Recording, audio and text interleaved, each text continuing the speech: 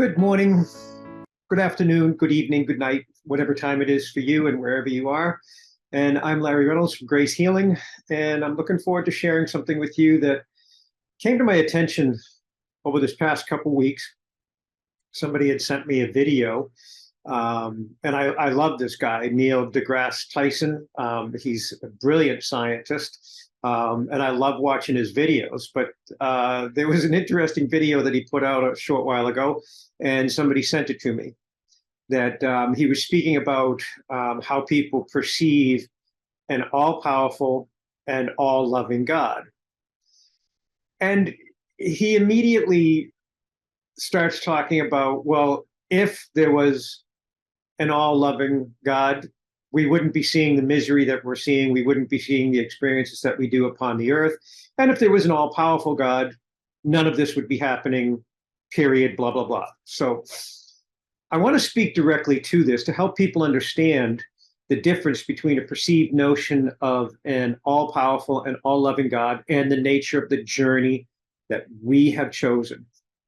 We have chosen to walk this earth, and we have this ancillary gift of the human journey alongside of the spiritual work that we are doing here. And I know over the years now, easily 30 years since I started awakening to the Covenant and Love, that's the book that you can download for free online at gracehealing.org, that people have lost sight of the fact that we were perfectly connected unto Creator prior to entering into this human existence. We had connection unto God, Creator, without veil, no separation, no limitation, with absolute clarity as to what God is, the nature of our connection unto God as one. There was no separation, there was no separate form of expression. And in that time, we chose this journey of humanity to serve and continue to do the work that Yeshua accomplished upon this earth when he came here to set the captives free, meaning the spiritual things of the order of principalities, the spiritual realm. Some people have named it the belly of the dead. And what's happened is, if you look into the Covenant of Love, you'll see that we are missing a whole reality of how the heavens interact. Now, Neil deGrasse Tyson is a brilliant scientist, and he's measuring things from the intellect, from the mind, from the mathematics, and the different things that can unfold through physics. And that's beautiful. To me, that only points more toward a creator, order, function, and that there is an author to this random nature of the divine in the universe that consistently produces a measurable result in measurable directions according to a formula. So again, it's like if you looked at a book that had no author, it would just be a whole bunch of random letters. You wouldn't have order or structure to it. However, if you had an author to this book, the universe, the creation, the writing of the book, the writing of the stories within it, you would find that the author would structure things in such a way that it would be ordered, discernible, understandable, and applicable. So again, when we come back to this concept of all-loving, all-powerful God, we have to move ourselves from our limited human construct and mind to the greater expression of the divine overview, the divine oversight. So if we were looking from God's presence through the veil of the principalities, through the veil of darkness, and into this human existence, and we saw the nature of how we were functioning as a human body, and we were evidencing repetitive things that were coming forth with us: anger, aggression, war, hostility, sadness, depression, all these different things, we would have a heart to enter upon this journey and release from this experience, this lower heaven, those things that are anger, depression, sadness, to be released back into God's holy embrace from the spiritual realm. So we left the highest of all heavens, entered through the spiritual realm, entered into this lower heaven. From here, we are witnessing that which comes out of the order of principalities, the spiritual realm, manifesting within our bodies, manifesting within our engagements with others. Then we choose not to embrace those lesser things: anger, depression, sadness, hostility, aggression, the spirit of war. We relinquish those things back unto God and embrace God within its place. So instead of choosing war, we choose peace. Instead of choosing confusion, we choose clarity, wisdom, understanding, order. So again, we are here with a specific purpose. So if we look at it from a scientific standpoint, yes, we'll see all these random things unfolding in the universe. However, then they're not random because they do come back to a physics or mathematical process, which ties back to an author. In addition to that, we also are experiencing, in conjunction with this lower plane existence, we are also experiencing the spiritual realm, the order of the captives, the belly of the dead, the spirit realm, the order of principalities. We are experiencing these things as they manifest through us. And in their manifestation through us, then we form iniquities. We establish iniquities in our behaviors and our actions because we degrade or diminish the process because we chose not to embrace God. We chose to embrace depression. We chose to embrace anger. We chose to embrace hostility, aggression, and war. So in this, we will perpetuate that which is the lesser state in this lower heaven. We will draw from the spirit realm, the order of principalities, to feed this visible universe the corruption that the all-powerful and loving God allows for us to unfold, to manifest, to walk out this existence, specifically to bring in those things from the spirit realm into the manifestation of our beings. Then we have opportunity to choose to embrace God. And like Yeshua said, I've said this 1,001 times, if we release anything of a spirit nature or of a demonic nature, we must welcome the presence of God within, or many of like kind will return. So if this is the case, we would look to the spirit realm and realize that I was choosing aggression, hostility, and depression, and sadness, and sorrow, and all these different things. I release them, yet I don't invest the time before the presence of God to recognize God within that place. And we will find ourselves increased upon famine, hunger, sadness, depression. And then what Neil deGrasse Tyson is saying is that we wouldn't see a God.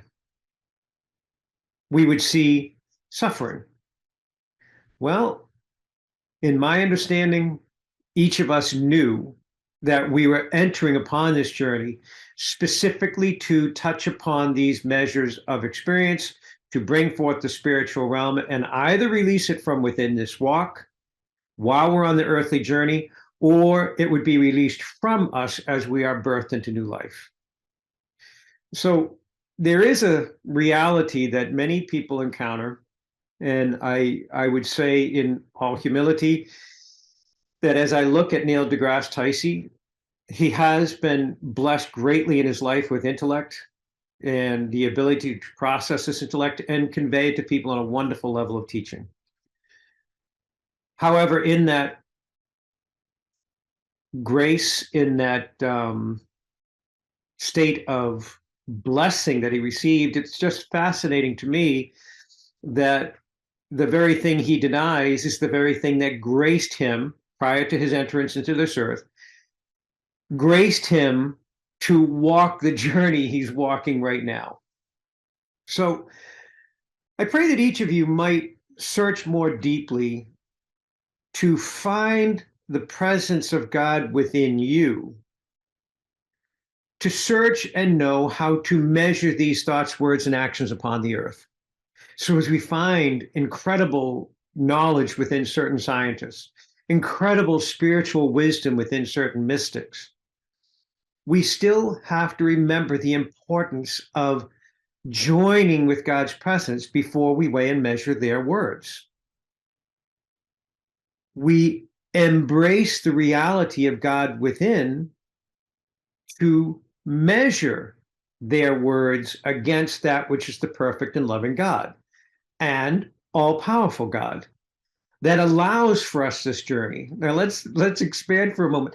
There are trillions and trillions and trillions of stars beyond our ability to even grasp or weigh, measure, witness, or view, because they're at such a great distance because of the expansion of the universe. So how arrogant is it for us to say that there's nothing more going on within the universe? And again, we come back to the reality that if there is this vast expression of universal existence, yet it all seems to run with a certain order and authorship behind it, we might want to open the aperture of our understanding to go beyond the physical limitations of our human expression, beyond the physical limitations of what we witness upon this earth, and maybe open ourselves up to the fact that, wait a minute, yes, God is all powerful. The universe in itself manifests that. Yes, my personal experience with it is a God that is so loving and so magnificent that I can't even begin to express. So if we really understand that we have a perfect and loving God through, again, my personal experience, other people may not have the same experience. I've been through some experiences within my life that have moved me to a place where the only way that I could be here is divine in nature. I've witnessed things of a miraculous nature that I can't dismiss. There's no way I could dismiss it, but yet I can't claim it and say, look what I did. It is not by my power that these things transpire and happen. It is truly by the nature of what I feel and know as Creator coming through me. And I've mentioned this before, but I will just touch upon this briefly.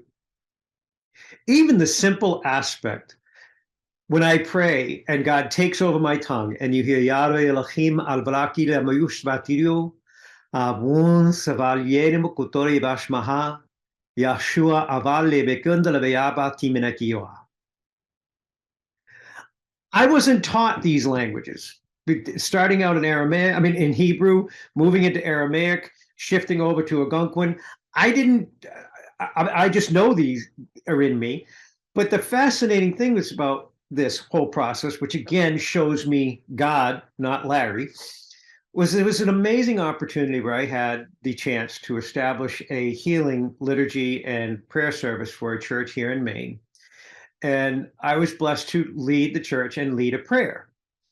And the beautiful thing about it was I had this beautiful prayer come forth, and I heard it come through me in Aramaic. However, a person in the congregational place receiving prayer for healing, one person heard it in Czechoslovakian, the other person heard it in Japanese, one person heard it in Aramaic, and the other person heard it in Mayan. So again, I'm sitting here as an individual looking at this going, wow, there has to be something larger than that which is Larry, larger than that which is limited to the human construct of this group or setting of people. Because again, for one prayer to come forth, me hear and recognize it from an Aramaic, this person in Czechoslovakian, this person in Japanese, this person in Aramaic, this person in Algonquin. I can't explain that as, oh, well, I entered into them and made them hear this. No, I didn't. It was created from within them, blessing them in the living prayer in the native and generational tongue that needed the deepest level of healing. So again, as we hear these beautiful expressions of new scientific discoveries, amazing things that are really coming forth, beautiful expressions of healing and restoration and longevity increasing upon the human form, it's a wonderful and blessed thing.